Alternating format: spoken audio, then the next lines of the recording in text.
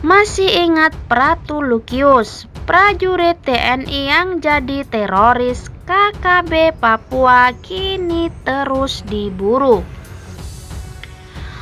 Sosok Pratu Lukius berkhianat dari TNI AD yang membelot ke KKB Papua. Jenderal Andika Perkasa memberi tanggapan serius. Sosok Pratu Lukius menjadi senter dibicarakan baru-baru ini, apalagi setelah KKB Papua dicap teroris. Pasalnya, prajurit TNI AD ini diketahui berkhianat dan malah membelot ke pihak kelompok kriminal bersenjata KKB Papua. Atas kejadian pembelotannya, prajurit TNI AD Jenderal Andika Perkasa menanggapi dengan serius permasalahan ini. Pratu Lukius yang kini dikejar dan dicari setelah gabung KKB Papua. Handover. Kepala Staf TNI Angkatan Darat KSAD Jenderal Andika Perkasa kemudian memberikan motivasi yang membuat prajurit bisa membelot ke pihak KKB Papua. Berikut surya.co.id merangkum profil Pratu Lukius, pengkhianat TNI AD yang membelot ke KKB Papua.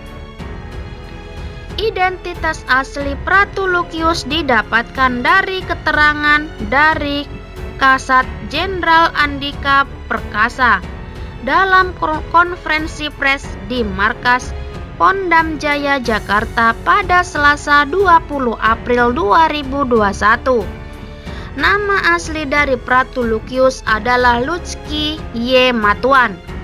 Pratu Lukius disebut masih berusia 24 tahun, lahir dan besar di kota Wamena, Papua. Ia diterima menjadi prajurit TNI AD pada tahun 2015 silam. Selain itu, Pratu Lukius juga tercatat sebagai mantan prajurit Raider 400 yang berada di bawah naungan Kodam 4 Diponegoro. Lukius terdeteksi membelot ke sisi KKB Papua sejak bulan Februari 2021. Hal ini diketahui karena Pratu Lukius yang meninggalkan pos jaganya. Pratu Lukius dicopot dari TNI, masuk daftar kelompok ekstremis. Aksi pembelotan Pratu Lukius berujung pada pemecatan dirinya dari Kadinasan TNI. Kini, setelah membelot dan masuk daftar anggota KKB Papua, Pratu Lukius pun dimasukkan daftar kelompok ekstremis. Status barunya tersebut membuat TNI Polri memberikan prioritas pencarian terhadap sosoknya. Pratu Lukius Dia Kelana Yuda meninggalkan tugas, bergabung dengan KKB di Intan Jaya, ujar asisten operasi Kagablihan 3 Brigjen Suswatyo saat dihubungi melalui sambungan telepon Jumat 16 April 2021, dikutip dari Tribun Sumsel. Suswatyo menyebutkan Lukius membelot saat penugasan tersebut. Dia tidak bawa senjata, imbuh Suswatyo. Saat ini, Suswatyo menegaskan Pratu Lukius telah dianggap sebagai pengkhianat karena bergabung dengan KKB di Intan Jaya. Lukius bahkan juga sudah masuk dalam daftar anggota KKB di Intan Jaya. Aparat keamanan disebutnya akan menindak tegas jika bertemu dengan ex-tentara tersebut. Mereka sudah gabung ke sana. Kalau ketemu, ya ditindak tegas karena dia sudah masuk kelompok ekstremis, tegas Jenderal TNI AD Bintang 1 itu.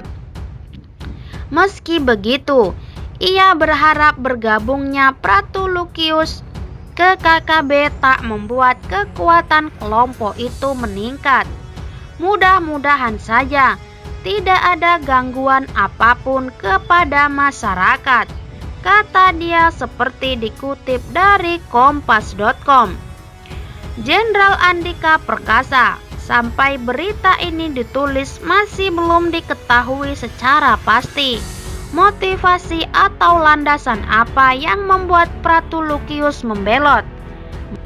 Meski begitu, Jenderal Andika Perkasa menyebut hal seperti ini bukan jadi yang pertama.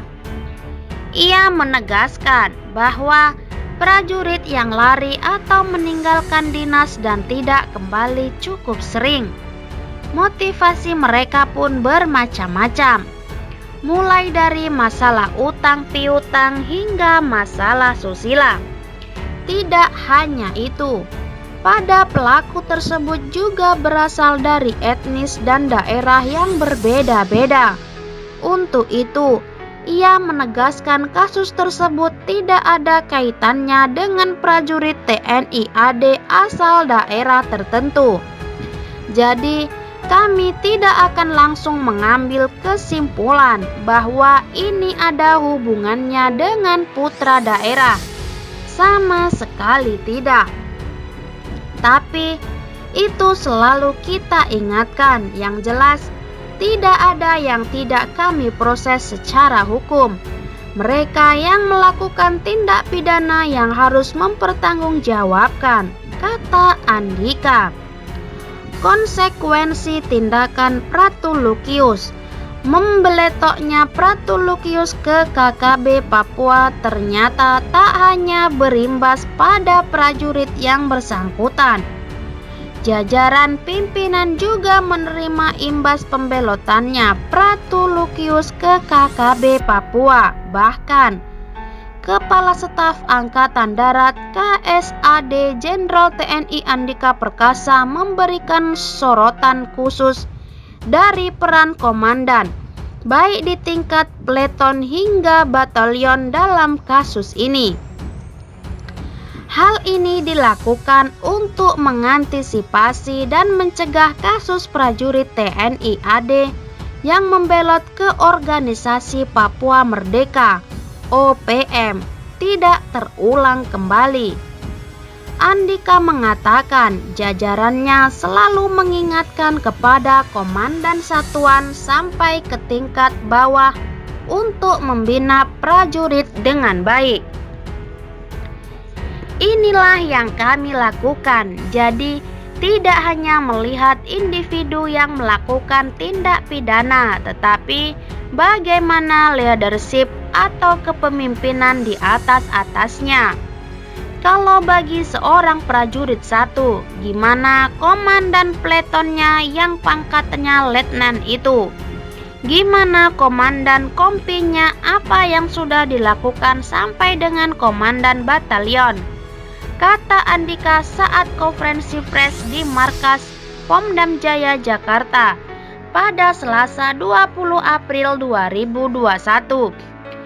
Ia pun menegaskan kasus-kasus serupa akan memiliki konsekuensi bukan hanya terhadap yang bersangkutan, melainkan juga kepada rantai komando di atasnya.